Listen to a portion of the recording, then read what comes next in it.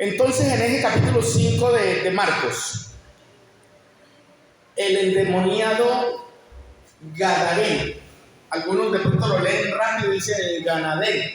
Él no era ganadero, sino Gadareno. Está hablando de una región que se llamaba Gadara, que era del otro lado del mar de Galilea. Quedaba al otro lado del mar de Galilea. El mar de Galilea en realidad no era un mar, sino un lago, pero le decían el mar de Galilea. Era un lago quizá más pequeño que el lago de Maracaibo, posiblemente. ¿Cuántos conocen por ahí? Conozcan su país porque es muy bonito. Entonces, el mar de Galilea era algo parecido a ese lago de Maracaibo, pero era del otro lado, que a este lado quedaba el lugar donde ellos estaban, Cafarnaúm y todo eso. Pero para ir al otro lado, se montaban en una barca y pasaban al otro lado. Ese mar de momento se enfurecía. Ahí es donde se narra también un tiempo en que las olas querían negar el barco y todo eso. Todos esos acontecimientos, la mayoría acontecieron en ese mar de Galilea, que es un lago. Los que van para allá se dan cuenta que, pues, que no era propiamente el mar como lo tenemos de pronto allí, el Puerto Cabello, o por las playas de nuestro país, ¿cierto? Sino que era un lago, pero que se enfurecía a momentos para poder plasmar las páginas de las escrituras y los hechos que Jesús había realizado. En esto encontramos, dice que vinieron al otro lado del mar, a la región de los Gadarenos, y cuando salió él de la barca, enseguida vino a su encuentro de los sepulcros. Salió esa persona, un hombre con un espíritu inmundo, que tenía su morada en los sepulcros. No el espíritu inmundo, sino el hombre que vivía ahí dentro del cementerio. Dice que nadie podía atarle ni aún con cadenas, porque muchas veces había sido atado con grillos y cadenas, mas las cadenas habían sido hechas pedazos por él y desmenuzados los grillos, y nadie podía dominar. Y siempre de día y de noche andaba dando voces en los montes y en los sepulcros, e hiriéndose con piedras. Cuando vio pues a Jesús de lejos, corrió y se arrodilló ante él, y clamando a gran voz dijo: ¿qué tienes conmigo, Jesús, Hijo del Dios Altísimo? Te conjuro por Dios que no me atormentes. Porque Jesús le decía al espíritu inmundo: sal de este hombre, espíritu inmundo. Y le preguntó: ¿cómo te llamas? Jesús le preguntó al espíritu inmundo que estaba en el hombre: ¿cómo te llamas? Y respondió diciendo: Legión me llamo, porque somos muchos. Y le rogaba mucho que no los enviase fuera de aquella región. Estaba allí cerca del monte un gran hato de cerdos paciendo, y le rogaron todos los demonios que estaban en el hombre, diciendo: envíanos a los cerdos para que entremos en ellos. Y luego Jesús les dio permiso, y saliendo aquellos espíritus inmundos, entraron en los cerdos, los cuales eran como 2000, y el hato de cerdos se precipitó en el mar por un despeñadero, y en el mar se ahogaron los cerdos, no los demonios, se ahogaron los cerdos. Y los que apacentaban los cerdos huyeron y dieron aviso en la ciudad y en los campos, y salieron a ver qué era aquello que había acontecido. Dice que vienen a Jesús y ven al que había sido atormentado del demonio y que había tenido la legión, sentado, vestido y en su juicio cabal. ¿Y qué pasó? En vez de alegrarse, dice que tuvieron ¿qué? Miedo. Y le contaron lo que lo habían visto, cómo le había acontecido al que había tenido el demonio y de los cerdos. Bendito el nombre del Señor. Bueno, hermanos queridos, quiero basar aquí una enseñanza para nosotros hoy. Porque en esta escritura encontramos algo bien interesante que tiene que ver con lo que el Señor Jesús hace para liberar a cada uno de nosotros. Y usted podría decir, no, yo nunca tuve un demonio. Ay, eso creía usted. Pero la mayoría de los seres humanos son esclavos de ese tipo de espíritus. ¿Por qué cree que el hombre quiere beberse diario su salario? ¿Por qué cree que un hombre quiere jugarse su salario? ¿Por qué cree que un hombre pelea con la mujer? ¿Por qué cree que hay riñas en la familia y todo eso? ¿Por qué cree usted? ¿Por qué usted cree que alguien tiene deseos de robarle a otro lo suyo? ¿Por qué cree usted? Porque hay espíritus inmundos que se meten en la vida de la gente y los esclavizan para esos demonios hacer lo que a ellos les provoca, porque como ellos no tienen un cuerpo, necesitan un cuerpo para vivir y se meten allí. Son muy frecuentes alrededor de donde hay un cementerio que resulta gente endemoniada. ¿Por qué? Porque cuando se va a enterrar a un difunto, los demonios no se quedan en el difunto, ellos salen a buscar dónde vivir. Y usted me dirá, ¿usted cómo me comprueba eso, pastor? Se lo compruebo con un pasaje de la Biblia que usted lo va a encontrar allí, donde dice que cuando el espíritu inmundo sale del hombre, vaga por lugares secos buscando reposo, y que al no hallarlo, dice, volveré a mi casa de donde salí. Lo cual quiere decir que esos demonios consideran a esos seres humanos donde ellos habitan, los consideran ¿qué? Su casa. Dice, volveré a mi casa de donde salí. Pero ahora, como alguien lo sacó de ahí, él ya no vuelve solo. Dice que llama consigo a otros 7 espíritus peores que él. Y entrados moran allí. Porque si la persona ya no tiene, dice que esa casa la encuentra barrida y adornada, es decir, que está vacía. Entonces ellos vienen y ya no habita uno solo, sino varios. Eso pasa cuando una persona se aparta. La persona cuando llega a los pies del Señor, su espíritu, el Espíritu de Dios comienza a limpiarlo internamente, y el espíritu inmundo que había, que gobernaba ahí, los espíritus que tuvieran, se tienen que ir, porque donde está el Espíritu de Dios no puede estar el espíritu del diablo. ¿Me explico? Entonces, cuando usted le da lugar al Espíritu de Dios en su vida, el espíritu del diablo se tiene que ir, los espíritus inmundos se van. Pero ellos de continuo están pasando por allí a ver cómo está la casa. Y entonces, si la persona se descuida, si la persona se va como descuidando de tener la presencia de Dios siempre morando en su vida, porque hay una forma en que usted puede alejar la presencia de Dios de su vida. ¿Cómo, pastor? Sí, cuando usted le da lugar a la ira en su vida, cuando usted en medio de la ira hace algo que ofende a Dios. ¿Me explico? Cuando usted comete un pecado que ofende a Dios, dice que cuando usted comete un pecado que contrista al Espíritu de Dios, es factible que hay personas, y ha sucedido con personas que después de haber practicado el evangelio por un tiempo, luego vuelven al mundo y se vuelven más malos que lo que eran antes. Porque espíritus vienen y los habitan y esclavizan ese cuerpo, y ahora ya no viene uno solo, sino que pasa a tener muchos. Este hombre, el que estaba allí en los sepulcros de la región de Gadara, usted notará que el hombre dice que tenía una legión. ¿Usted sabe cuánto es una legión? Aproximadamente 6,000. Una legión se componía aproximadamente de 6,000 soldados romanos. Eso era una legión. Entonces, si el demonio que estaba dentro le habla a Jesús, ¿cómo te llamas? Jesús le pregunta al demonio que estaba dominando al ser humano, pero no era un solo demonio. Le contesta y le dice, legión, porque somos muchos. Estaban ahí habitando en un solo pueblo. Y mire, y es muy diciente el hecho de que estaba en un cementerio, para que usted afirme que realmente cuando los cadáveres están descomponiendo, los demonios ya no se quedan ahí. Ellos están buscando otro cuerpo. para meterse.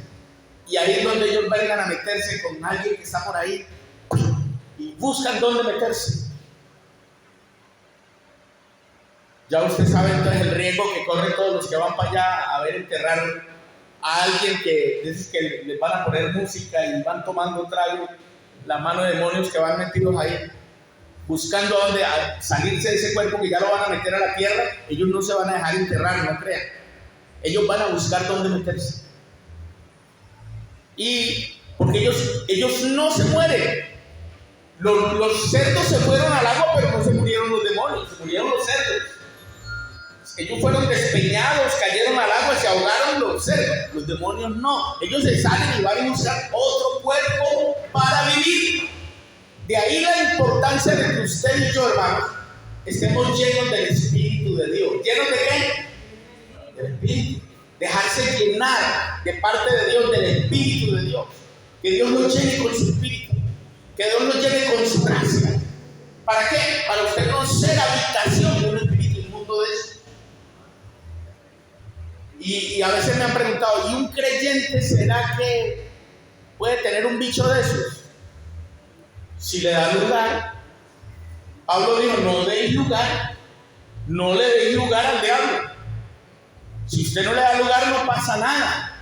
Pero el demonio se mete en el que le dé lugar, en el que le dé campo, en el que le dé permiso. Además, él no pide permiso. La gente le da permiso sin querer, queriendo.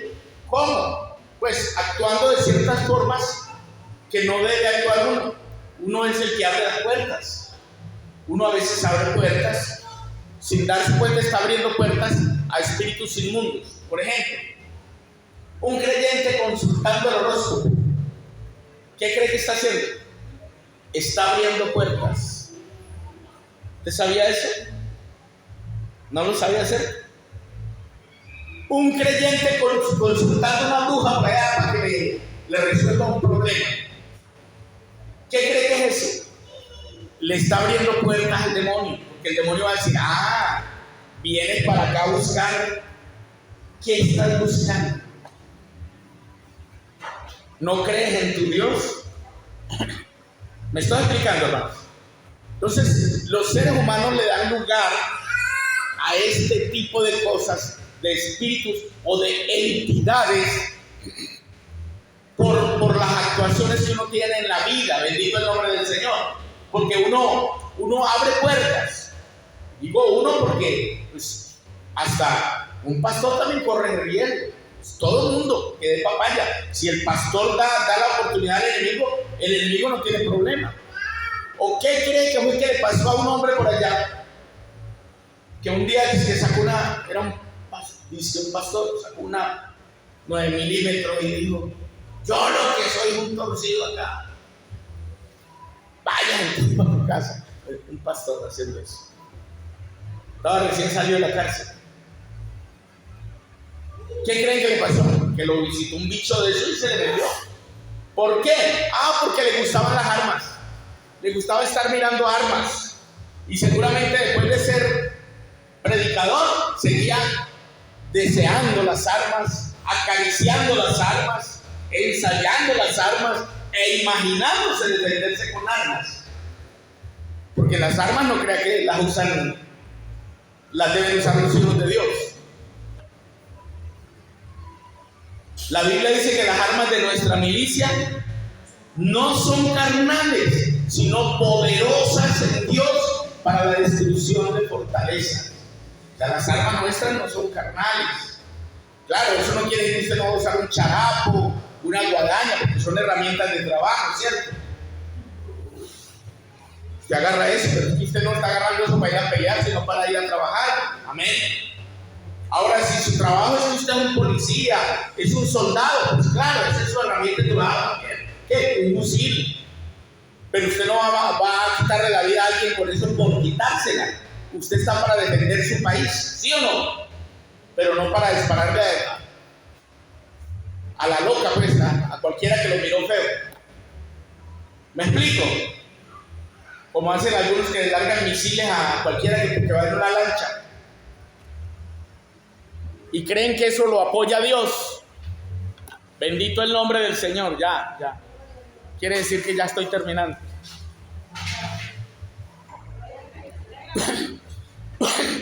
Entonces, hermano, ¿qué pasó allí en Gadara? Lo que pasó en Gadara es que este hombre, mire, uno nunca se pregunta, un endemoniado allá, ¿cómo llegó ese hombre allá? ¿Cómo llegó él allá? A ese cementerio. ¿Cómo cree usted que llegó él allá? O sea, ¿qué hizo para llegar a ese? Usted se lo había preguntado. ¿Qué hizo ese hombre para llegar allá? Usted no sabe. Quizá el hombre tenía un hogar, una familia. ¿No se ha puesto a pensar? Quizá el hombre era un hombre trabajador, normal, y un día le dio lugar al enemigo y lo esclavizó. Yo he encontrado hombres, ustedes que conocen al pastor Luis Miguel, saben que él trabaja con hombres que cayeron en la desgracia y que hoy están en las calles endemoniados por la droga, por el vicio, ¿sí o no? Eran hombres honorables, tenían hogar, tenían casa, una familia, algunos tenían esposa e hijos, ¿sí o sí? ¿Y por qué resultaron por allá endemoniados debajo de un puente, metiendo droga, acabando con su vida, y algunos de ellos atracando a otros para seguir metiendo droga? Le vendieron la plancha, el televisor, la nevera, la mamá, para metérsela en droga. ¿Qué cree que lleva a esos hombres a eso? Son demonios, hermano. Espíritus inmundos que esclavizan a estos hombres y los llevan por esa vida. Pero esas personas tuvieron que haberle dado lugar al enemigo. Amén. Tuvieron que haber abierto puertas en su vida para que el enemigo los esclavizara de esa manera. Entonces, de esto es que Dios te libra a ti cuando estás en la iglesia, cuando estás con Cristo. Dios te libra de todo esto. Dale gloria a Dios. Dios nos está librando de todo eso que el enemigo hace con la humanidad, hermano.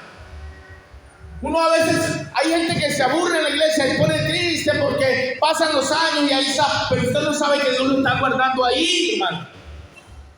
Usted no ha valorado muchas veces el estar en la iglesia porque usted a veces se aburre de estar ahí, pero sabe, Dios le está brindando la protección, porque el que habita el abrigo del Altísimo mora bajo la sombra del Omnipotente.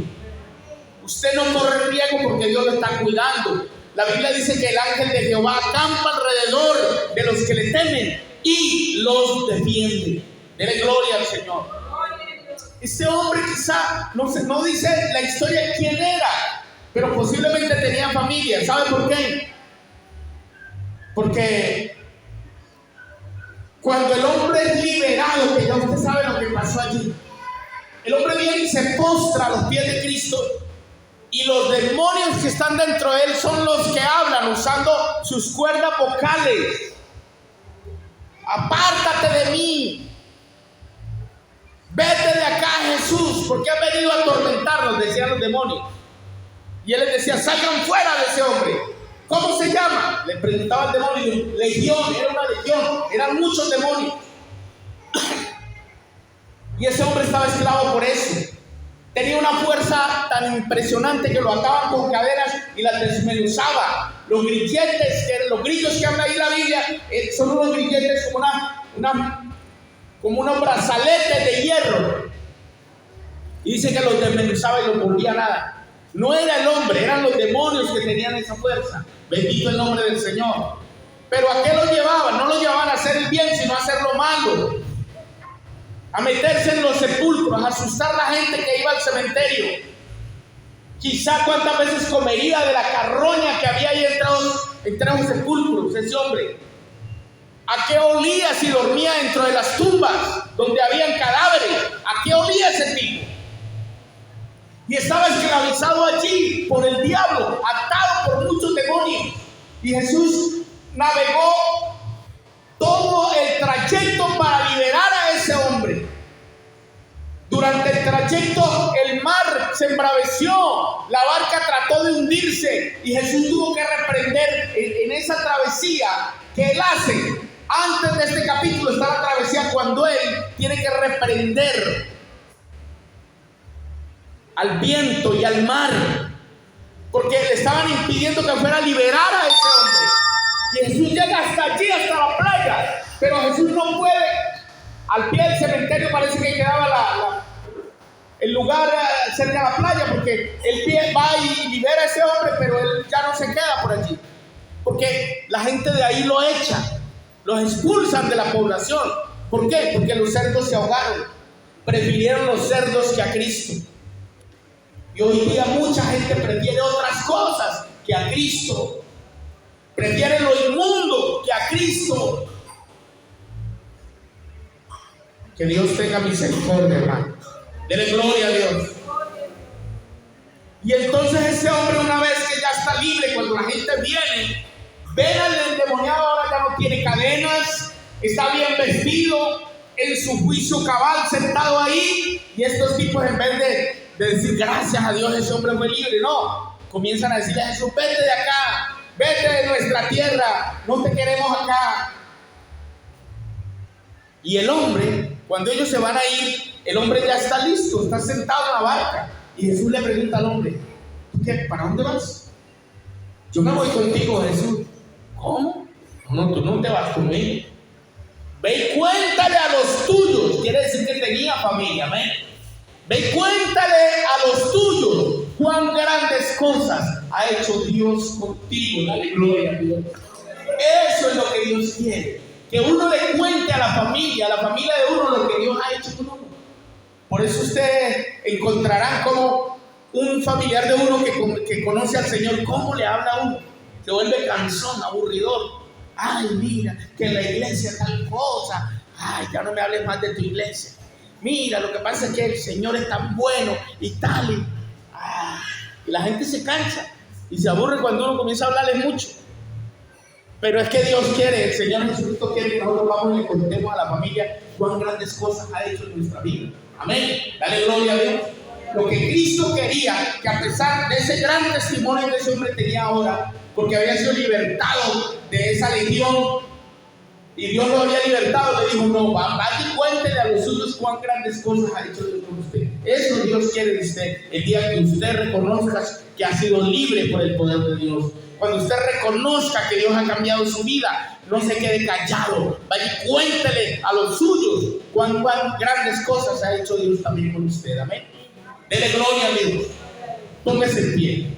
Vamos a darle gracias a Dios por habernos libertado, por habernos dado liberación, por haber expulsado de nuestra vida esos espíritus inmundos que nos atormentaban, que nos esclavizaban en tantas cosas que hacíamos cuando no conocíamos al Señor. Pero hoy lo conocemos, hoy sabemos cómo opera el Espíritu de Dios dentro de nuestra vida, y debemos seguir alimentando esa presencia de Dios en nuestra vida con la lectura de la palabra, escuchando la palabra de Dios y practicando la vida cristiana, hermano, practicando las cosas de Dios, testificando de lo que Dios hace. Bendito Dios de gloria. Te damos gracias, Dios, por tu palabra.